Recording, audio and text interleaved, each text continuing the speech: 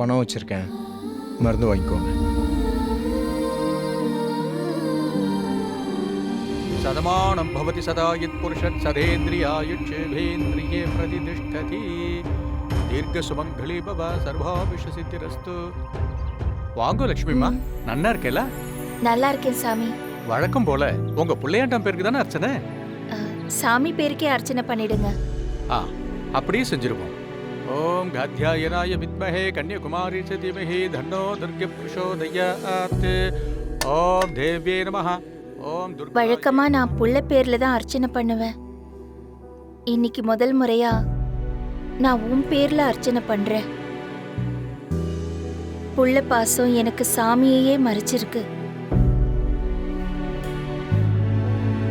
உன்கிட்ட என்னோட வேண்டுதல் எல்லாமே என்னோட பிள்ளைக்காக தான் இருந்துச்சு. இனியும் அப்படிதான் இருக்கும். ஆனா நான் சுயமா கௌரவமா எழுந்து நிக்கிற மாதிரி எனக்கு ஒரு வேலை கொடுமா, அது போதும். இத்தனை நாள் என்னோட வாழ்க்கையில நடந்த பிரச்சனைகள்ல இருந்தும் நான் சந்திச்ச மனுஷங்க கிட்ட இருந்தும் நான் கத்துக்கிட்டது ஒன்னே ஒண்ணுதான். யாரும் யார சார்ந்தும் இருக்கக்கூடாது. சொந்த கால்ல நிக்கணும்.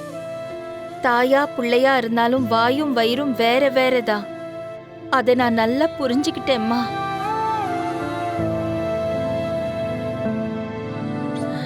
நான் உழைக்க தயாரா இருக்கேன். என்னோட உழைப்பு சம்பாத்தியம் ஆகிறதுக்கு நீதாமா அருள் புரியணும்.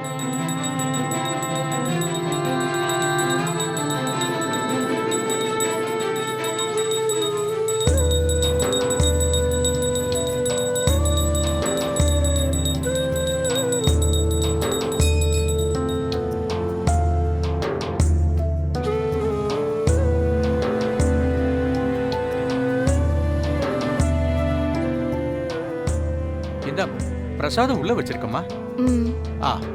லட்சுமிமா, சமைக்கிறவங்க யாராவது உங்களுக்கு தெரியுமா? ஏன் சாமி கேக்குறீங்க? இல்ல, நம்ம கோயில் அன்னதானத்துக்கு சமைச்சுட்டு இருந்தவா இன்னைக்குன்னு பார்த்து லீவு போட்டுட்டா. சமையல் வேலை அப்படியே நிக்குது. அதனாலதான் கேக்குறேன், உங்களுக்கு யாராவது தெரியுமான்னு. சம்பளம்னு பெருசா எதுவும் கொடுக்க முடியாது, ஏதோ கொஞ்சம் கொடுப்போம். கோயில்ல சமைக்கிறது புண்ணியம்னு நினைக்கிறவ வந்தா க்ஷேமமா இருக்கும். சாமி, நான் வேணும்னா சமைக்கவா? நீங்களா? உங்கள மாதிரி அபார்ட்மெண்ட்ல இருக்கிறவாளால இந்த வேலையெல்லாம் செய்ய முடியுமா? கண்டிப்பா செய்யறேன் சாமி. இதுவும் கடவுளுக்கு செய்யற சேவை தானே. சரிம்மா, உங்க இஷ்டம். வடப்பள்ளி பக்கத்துல சமையல் சாமான் காய்கறி எல்லாம் இருக்கு. 12 மணிக்கெல்லாம் அன்னதானம் தொடங்கிடுவோம். அதுக்குள்ள சமைச்சிருங்க. சரிங்க சாமி.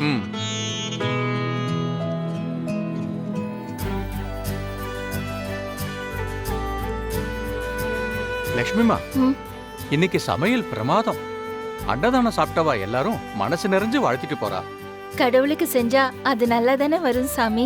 இந்த மாதிரி வேலையெல்லாம் செஞ்சு பழக்கம் இல்லாத உங்களை ரொம்ப சிரமப்படுத்திட்டேன், மன்னிச்சுக்கோங்க. இதுல என்ன சாமி இருக்கு?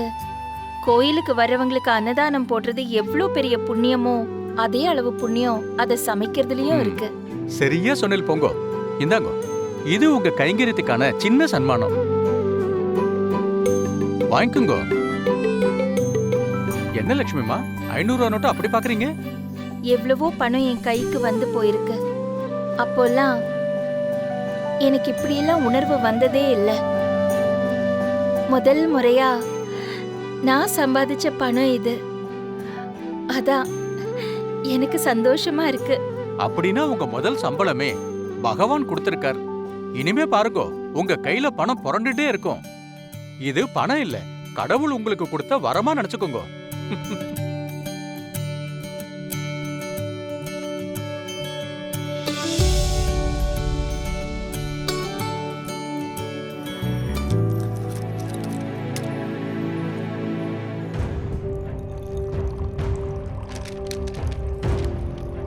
சந்தோஷ் வச்ச பணம் அப்படியே இருக்கு. அப்புறம் எப்படி அத்தை மாத்திரை வாங்கினாங்க?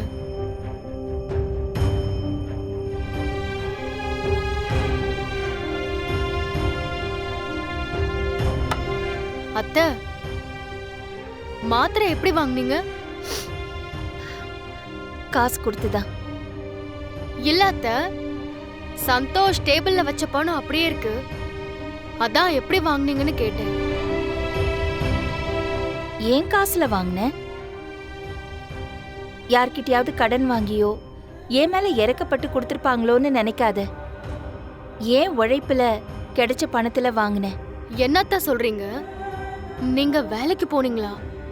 ஆமா, இது வரைக்கும் புள்ள பாசம் என் கண்ணை மறைச்சு இருந்தது. இப்ப நான் தெளிவாயிட்டேன்.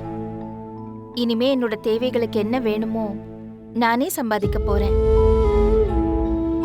உன்ன மாதிரி படிச்சவங்களுக்கு வேலை கிடைக்கிறது கஷ்டம் பவி. ஆனா எனக்கு அப்படி இல்ல.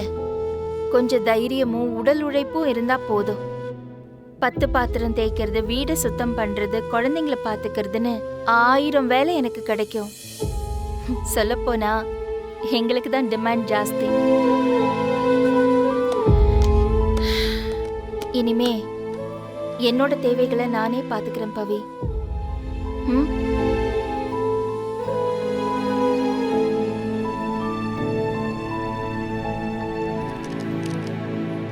என்ன சந்தோஷ், தூங்கலையா? இல்ல பவி, கொஞ்சம் ஆபீஸ் ஒர்க் இருக்கு, அதை முடிக்கணும். அதான் பார்த்துக்கிட்டு இருக்கேன். டாய், ஆபீஸ் ஒர்க்க பெட்ரூம் வரைக்கும் கொண்டு வரக்கூடாதுன்னு 2 பேரும் பேசியிருக்கோம்ல? இல்ல பவி, இன்னைக்கு ஆஃப்டர்நூனே முடிக்க வேண்டிய வேலை இது. அப்போ கொஞ்சம் தலை வலிச்சது, ஒரு டீ சாப்பிட்றதுக்கு கூட வழி இல்லாம போச்சு. அதனால தான் வீட்டுக்கு எடுத்துட்டு வந்துட்டேன். ம்? டாய், ம். உன் ஆபீஸ்ல தான் கேண்டீன் இருக்கே. ஆ. ஒரு நார்த் இந்தியன் கூட டீ போட்டுட்டு இருப்பாரு. ம். நான் கூட ஒரு டைம் வந்தப்போ நம்ம 2 பேரும் அங்க போய் தானே டீ சாப்பிட்டோம். என்னாச்சு ஆமா. இப்போ? நரேந்திர தாஸ் நல்லா டீ போடுவான்.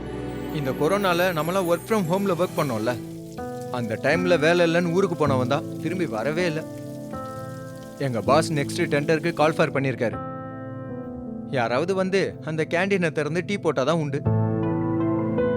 உன் ஆபீஸ்ல யாராவது ஒருத்தர் சீக்கிரம் கேண்டீன் ஆரம்பிக்கணும்னு நான் கடவுள்கிட்ட வேண்டிக்கிறேன். ஏன் பவி? அப்பதானே டீ குடிக்கலன்னு சொல்லி ஆபீஸ் வேலையெல்லாம் வீட்டுக்கு எடுத்துட்டு வர மாட்டேன்.